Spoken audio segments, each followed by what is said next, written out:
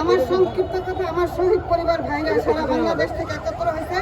এখন শহীদ পরিবার তোমাদের ডাকে আসছিল, ঠিক আছে। এখন আমি নাম উল্লেখ করে বলছি, নাহিদ, সারজিৎ, হাসনাত, ডক্টর ইউনূস স্যার আছেন, আপনারা আসেন। এরা আমরা যে মাঠে দাঁড়াইছি 8টা থেকে, চতুর্পাশ বন্ধ হয়ে গেছে রাস্তাঘাট।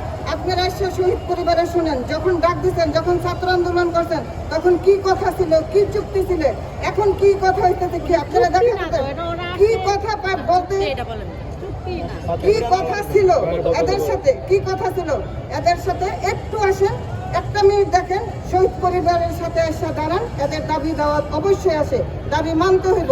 আর যদি আপনারা দাবি না মানেন, আমি সারজিৎ আলম আর হাসনাতকে বেশ উদ্দেশ্য করে বলছি, যদি দাবি মানা না হয়, সারা বাংলাদেশের শহীদ পরিবার আবার দেশ স্বাধীন করব, তোমাদের বিপক্ষে যাবে, আবার যেটা করার করণীয় আইনগত আমরা কঠোর কর্মসূচিতে যাব। যখন দেশের ইয়াং ছেলেরা আন্দোলন করছে, যখন দেশের ছেলেদের রক্তে আসলে রক্ত জেগে উঠছে, রক্ত থামে নাই, তখন এদের দাবি দাওয়াত না মানলে আবার কর্মসূচি নেবে দেশের ইয়াং আন্দোলন ছাত্ররা, আমাদের মা, আমাদের ছাত্ররা। আমরা কান্না করছি ঘাটে পথে বসে, আমাদের ছেলেরা নাই, আমাদের বুকের ছেলেরা, বুকের ধন সব চলে গেছে। এত সময় লাগতেছে, এত আরামে আছে, অবশ্যই আরামে আছেন, অবশ্যই নিজ নিজ কক্ষরুমে আরাম করতেছেন, হাসি করতেছেন, ঠাট্টা করতেছেন আমাদেরকে নিয়ে, তাই না? আমরা হুঁশিয়ারি দিতে চাই, আমরা বলতে চাই যে আমাদের দাবিগুলো মেনে নেন।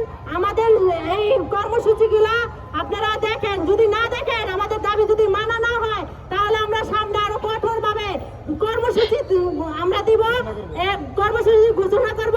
এবং আমাদের বাধ্য করেন না, আমরা যত মা বোন আছি, যাতে আমরা আপনাদের সামনে যাইয়া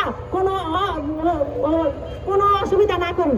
আর আমাদের কঠোর কর্মসূচি থাকবে সামনে। আমাদের এই দাবিগুলো মেনে নেন।